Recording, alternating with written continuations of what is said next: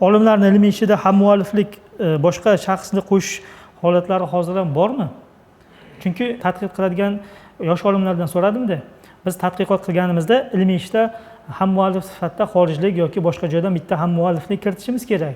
Ertaga men tadqiqot asosida biror mahsulot ishlab chiqarsam, u ham menga hammualliflik bo'ladi. Umuman mahsulotda ikkinchi muallif sifatida qayd etiladi deyishdi-da, shunaqa narsa bormi? Munchalik emas. U sizga tushuntirgan sal noto'g'ri tushuntiribdi. Bunaqa emas. Chunki hozir chet albatta ishni bajargan odam avtor bo'ladi, boyagi domla. Chunki u ishni bajargan xulosani yoki boshqani yoza olmasligi mumkin. Domla yordam beradi. Shuning uchun domla bo'lishi mumkin. Endi chet, men bunaqa narsa uchrab turibdi. Men yo'q demayman. Men hozirgi tajribadan aytishim mumkin.